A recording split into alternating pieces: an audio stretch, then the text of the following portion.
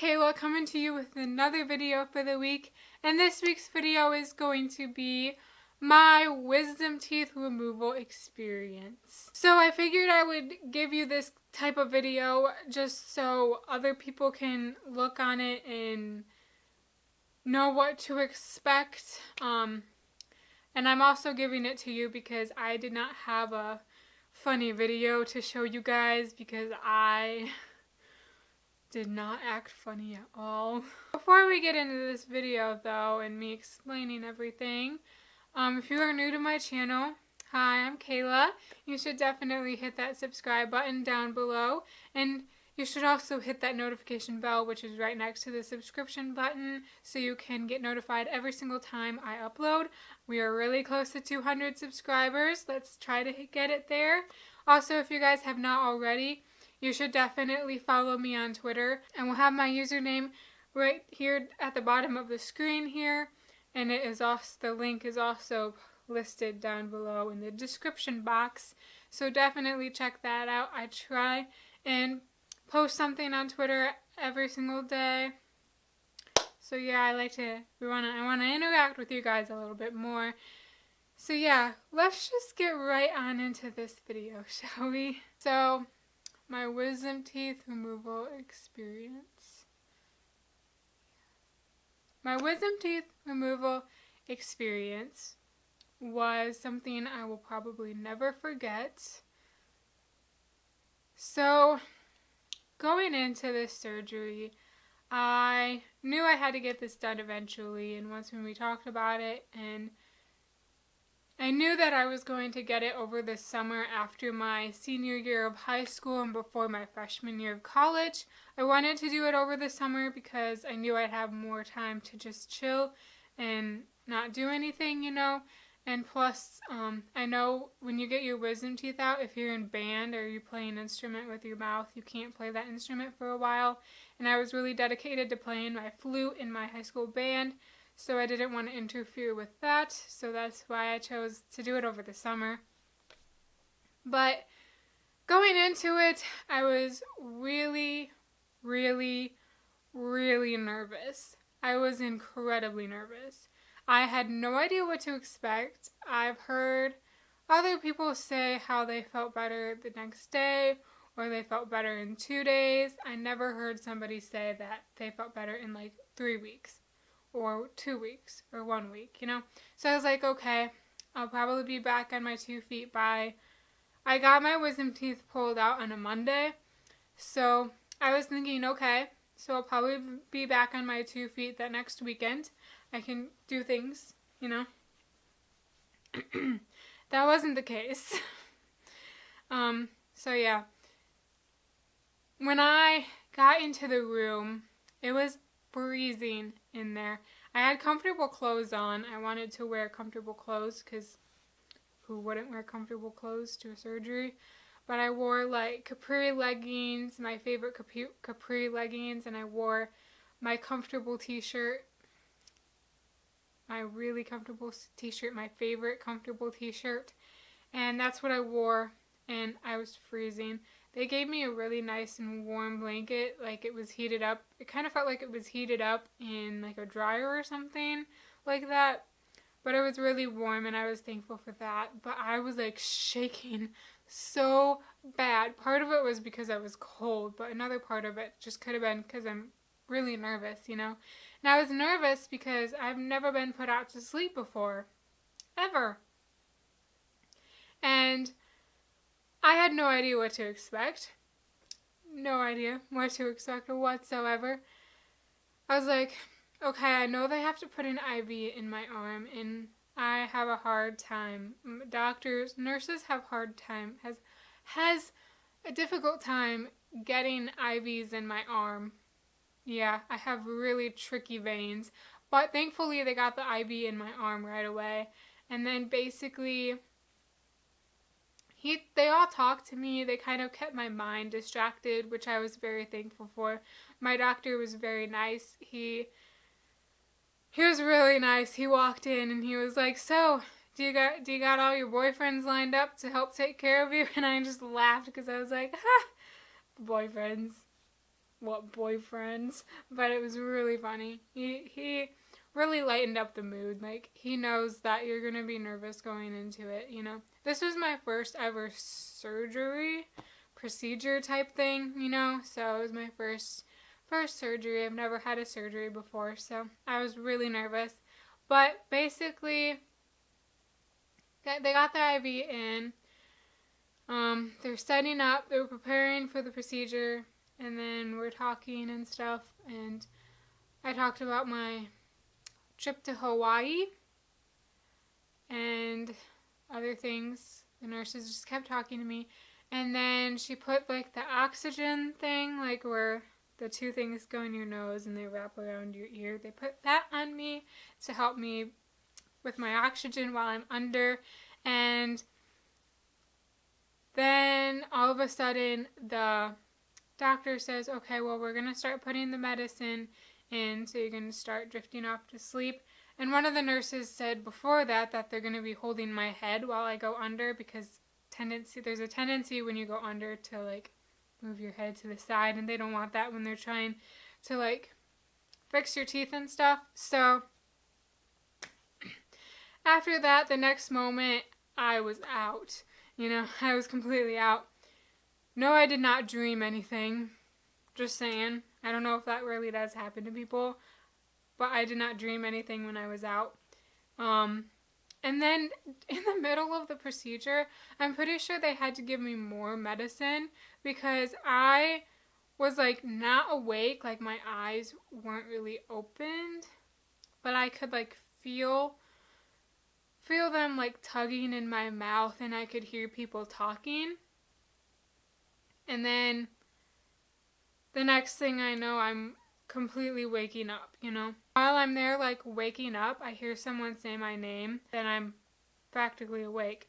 I felt a little bit dizzy and kind of stunned when I was awake, and she had me just lay there for a few seconds in the chair before she moved me to the wheelchair. She kind of asked me stuff, and at first when I woke up right away, I was literally seeing double. She asked me if I was seeing double, but when she asked me, I wasn't, so I told her no. Hopefully, I was supposed to tell her that I was seeing double when I was seeing double, but anyways, I do remember though, funny story, I remember when, like, I knew I was awake, but part of my brain was like, no, I don't want to wake up yet, you know? Kind of like how a person is when they have to wake up early, like you're asleep, but not really asleep, and you tell yourself, no, I don't want to wake up yet, but you know you have to. It's kind of like that. But she put me into the wheelchair, and it was really weird trying to walk to the wheelchair. She helped me walk into the wheelchair, but it was weird. At this point, no, I wasn't really feeling much pain. I think my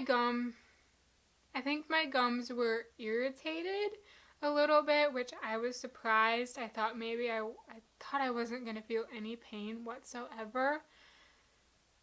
And yeah.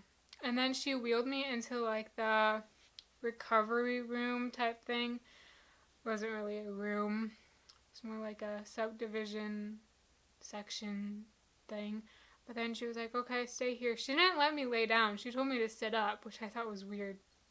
But she went out and she got my parents. They came back. They told us a bunch of directions and stuff. And I just remember I was laying there and I was like, I can't comprehend anything that's going on around me, but I'm like really tired. And I was just like, I laid my head on my mom's shoulder. I was so tired when I came out of that surgery. Like, there's three kinds of people. And the first person, when they wake up from this, is like, you can be crying basically, you can be acting like really funny, saying really funny things like you see a lot of people post, or you can just wake up really tired. I was really, really, really tired. Like, I remember thinking, I have an hour away yet before I can be in my own room, in my own house, in my own bed, before I can sleep. I don't know if I can handle this because I really want my bed. And I really want to sleep. I was just thinking that, but I was out of it. I was so tired. Like, I was awake, but I wasn't really comprehending anything going on around me. I was so tired, but anyways. So we got in the car, blah, blah, blah. My mom sat in the back seat with me just in case. And I wasn't really hungry at the moment, so we didn't really get anything for me to eat, I don't think. I was bleeding pretty badly at this point. But then I got home and I slept. Basically, I slept. And so the week continued and I was still having pain. Pretty bad pain. The doctors gave me a pain medication to take. I forgot what it was called. But it's one of those pain medications that you hear people get addicted to. I was really worried about that. I was like, I don't want to take these and then get addicted to them. Because I was like, I'm not going to be that kind of person. So I was kind of hesitant to take them. But then I did take them and I hated them. I hated how they made me feel. They were supposed to make you feel tired. I did not like that part of them. I felt like they didn't help my pain at all. Like, I'd take it and it might help my pain a little bit, but it didn't get rid of the pain completely, you know. And I didn't know what was going on. I cried a lot that first week because I was in such excruciating pain. It was awful. It was really bad. And then we went back to the doctor that week wondering why I still had pain. He was like, well, it is normal and blah, blah, blah. And he told me I could take like 4 Advils every few hours, you know. And that's what I was doing, and that seemed to kind of help me the most. But little did we know that Advil and that pain medication I was taking, that I was prescribed to, counteracted with each other. And that Friday, I got sick. Like, I was physically throwing up from those pain medications. Yeah, I woke up and my stomach just felt really weird. And I was like, okay, maybe I'm just hungry. So I tried eating something, but I don't know, it didn't really. My mom told me to like try saltine crackers and blah, blah, blah. And I was like, no, I don't want to try this. I don't know. And I did, but my stomach just got worse and worse, and it just felt worse. And then I started throwing up. And let me tell you, I would get sick, right? And my stomach would be fine after I got sick. And then it would just increasingly get worse. Like, it was like the worst stomachache I've ever had in my life. And then after I was throwing up for so long, I was so tired. I fell asleep on the bathroom floor because I was so tired. And then I threw up again.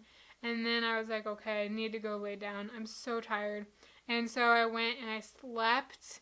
And I think this was about 4:30, 5 o'clock. And I slept until 9 o'clock at night. I was out. I was completely out. But yeah.